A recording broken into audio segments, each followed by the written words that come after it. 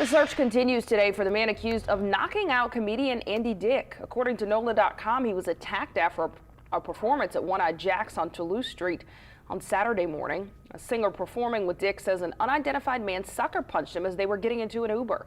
Dick fell to the ground and lost consciousness, he says, for 15 minutes after hitting his head on the pavement. Witnesses did call police, and Dick was taken to the hospital where he was diagnosed with a brain bleed.